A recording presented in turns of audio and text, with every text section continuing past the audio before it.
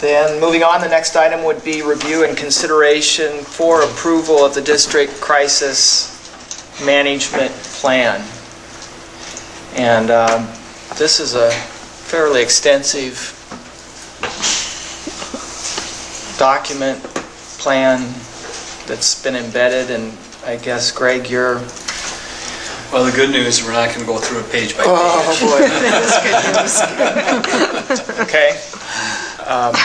Is this part of a larger requirement, or federal requirement, or state requirement? State requirement. Okay. Every school district was required to, actually by the end of May, to adopt a crisis management plan.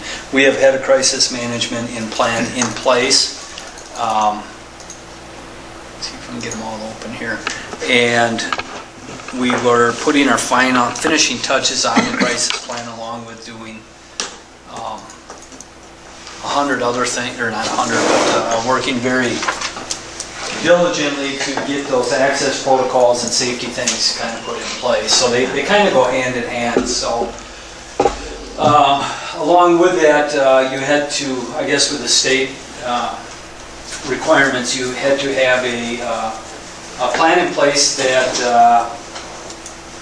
identifies the 4 phases of emergency management, and that really is preparedness, planning, actually prevention, mitigation, preparedness, planning, response, and recovery. When we looked at our plan that we've had really up to this point in time, in which we're still currently utilizing, we're probably very good on the response side. Recovery side, not so much. And really, if you look at the recovery here, there's not a lot in that area of recovery.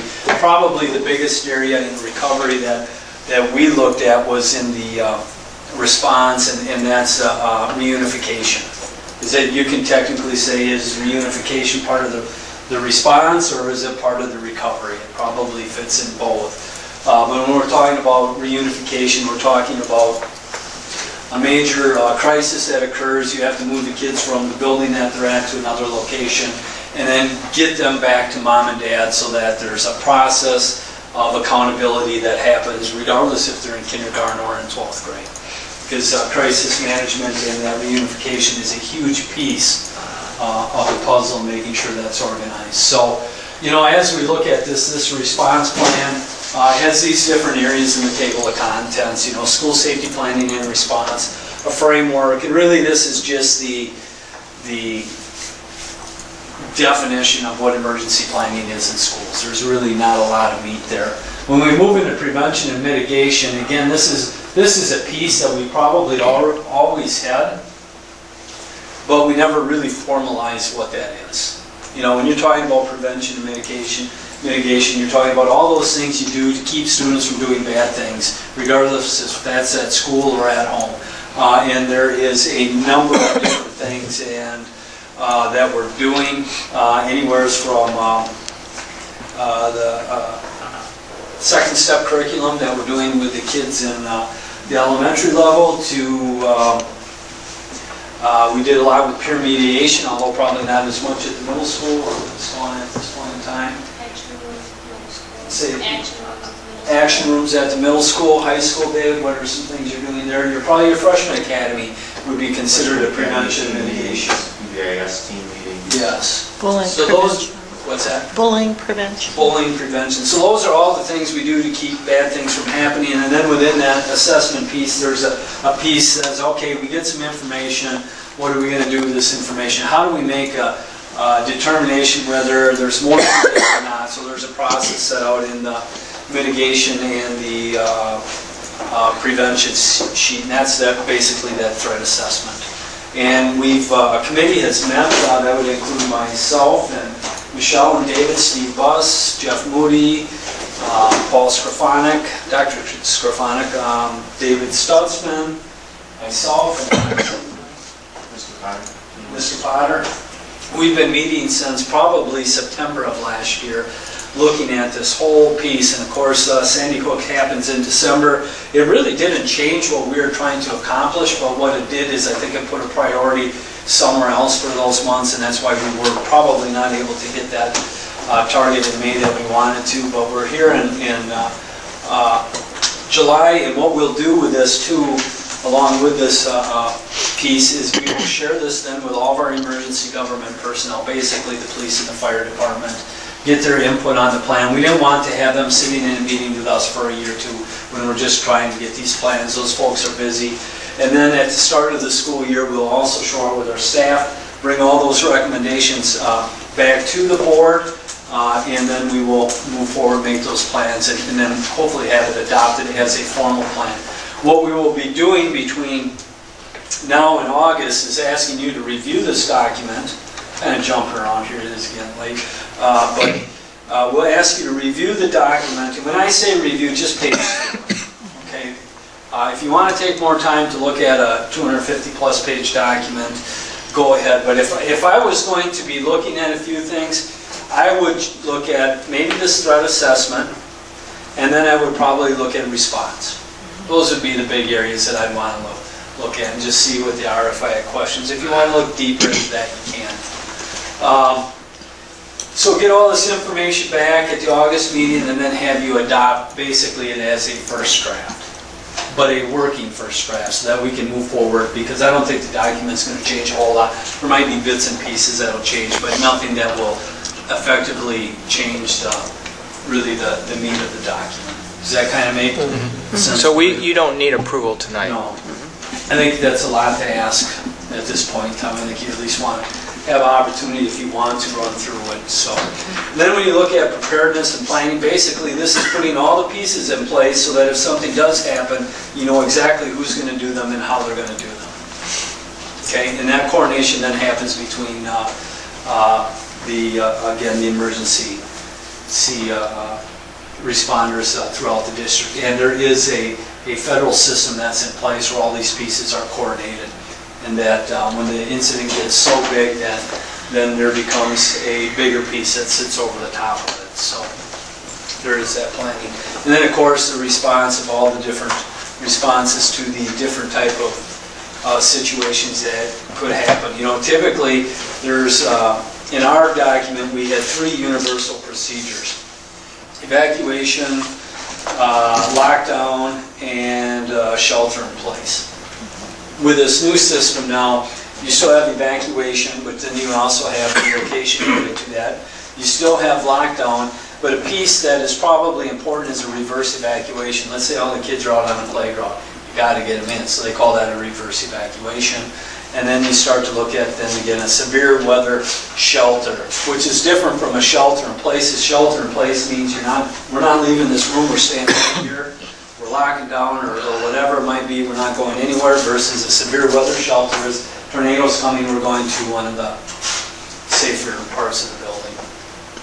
So that's really kind of the meat and potatoes of the response, but I don't want to de-emphasize the mitigation and prevention. We've been doing some things there, but all along, but we've taken, I think, a little bit more critical look at what we're doing, and we'll be talking about it more with our crisis teams within the building and bringing that more to life, so to speak, than it has been in the past. Instead of sitting as a piece that gets done every day, how can we bring that into our crisis planning to more effectively deal with our buildings?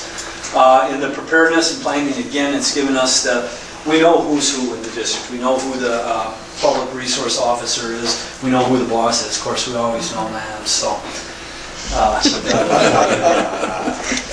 intimidating figure.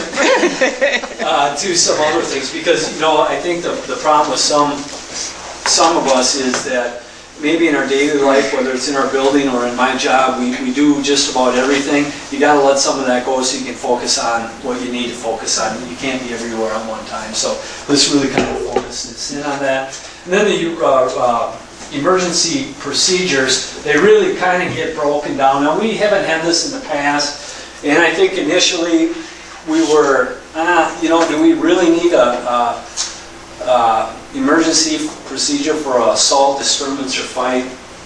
And I think the more we started thinking about this, we could have got away without it. There was no real reason that we had to have it, but I think for whether it's a new administrator, or let's say somebody's not at the high school, administrators are at the district office, at an administrative meeting or on whatever the reason, at least this gives them a framework of what they might need to do. So these are a little bit more specific in that area.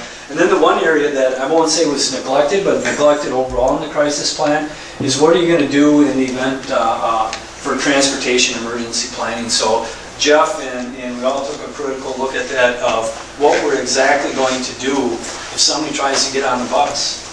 You know, what are our procedures for that?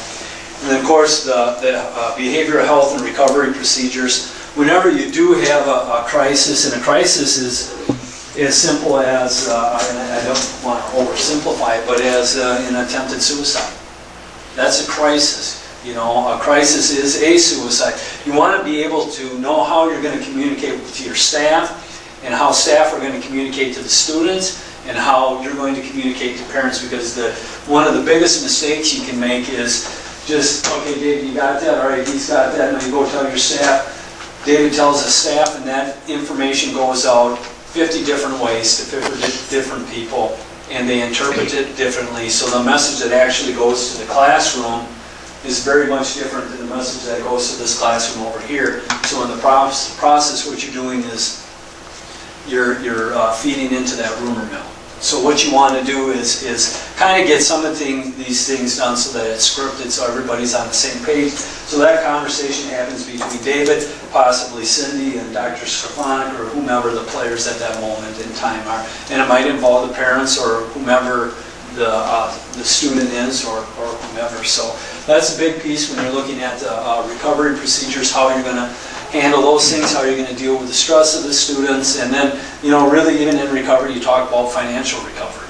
You know, if it's a tornado, how are you going to recover from the district? Did you get your paperwork done to get your insurance money? So then in the appendix, you'll have some site surveys that building principals will be required to do, a tactical site survey that will be done on the administrative level, Toma Area School District violence prevention strategies and practices, crisis management plan template, so if a crisis does occur, it gives somebody at least something to work off if they needed to, administrative flow chart for bomb threats and assessing that and what we do if this happens and that doesn't happen, and then Toma Recreation Parks and Maps overflow chart, and emergency protocols for events held outside the normal school day, because not only do we have to be concerned about the regular school day, but in the event something happens here, would we know where to go? We should know where to go because we're here every month, so we would want to know those things, just as if somebody's using our auditorium or any of our gymnasiums across in the district. And I believe that happened this year, didn't it? Yeah. We had a choir concert and a tornado warning. Yeah, and there's a single and to his credit, Mr. Kernan handled it fantastic. You got everybody where they needed to be, and it's always amazing, you know, you have incidents like that, and people are forced into a crammed room with the tornado sirens going off, then they start complaining. You don't want to be here, you know, you're an adult, you can leave, but this is probably the safest spot for you right now, and that's your choice. So, very as quick as I can, that's really what we're looking at. The book is broken down into a lot of different, not that, you already saw that one. It's, you have different attachments here with the response and preparedness and the different appendices here, along with the table of contents. So you will have to look at it, look at the table of contents, and then you'll look at one comprehensive school planning guide, and then number 2, and then they should be pretty much in order as we look at that. So if you have any questions, please feel free to call me on this, but we would like to see at the August meeting a formal approval of this as a working draft, and we'll bring updates through September and possibly even into October to refine this. It also includes the access protocols that was adopted by the board. Okay. I'm glad to hear that it was actually a process of sort of critically examining things. I see these things sometimes. I'm afraid every school district got one of these, and they each just sort of filled in the blank with Toma, Sparta, and this became your everyone's manual. It was just sort of a paperwork drill. So I'm glad to hear that it was actually a very... It was very tempting to try to do that, but we We spent many hours and hours meeting Yeah. and breaking and basically giving these different sections to different people and then coming back and going back and coming back. And finally, I think it really gained some momentum in April too. And just wrapped around, because that prevention and mitigation, there was more to that. Matter of fact, Michelle and Dr. Scrofani had a large amount of work in that area, just putting that stuff together. So the whole team did a fantastic job, gave up a lot of time out of their buildings to get this up and running. And actually, the state of Wisconsin didn't have a template. You were kind of on your own, and fortunately I ran across Minnesota's Department of Education, their template, and this is their template. I actually called their department and asked them if we could use it. They said, yeah, fine, go have at it. And out of the 2 or 3 or 4 that we looked at, I think Minnesota seemed to make the most sense. So. But it's good to hear that it's meaningful and it's specific to our district after you guys have had all these discussions. Shelley Bedhauser, who works in the district office, did a ton of work on putting this thing together for us. Definitely a team project, right? Great. Thank you. Any other questions? I would just like to thank the people who were involved in this, because this was one of those hands-off for me. I did not have to be involved, but I knew when they were meeting, and the time and energy and the rewriting and the revisions that were coming back, and a lot of time and energy went into making this appropriate for TOMA, and I think it'll be a very, very valuable document for all of the administrators and the staff. So. Well, it really is Mr. Porter keeping us corralled and focused and asking the tough questions when they needed to be asked to make sure that we did parse through it and not just accept what was handed to us as a template. And we had some engaging conversations through the process. I'm glad to hear it. So, yeah, thank you all for the work.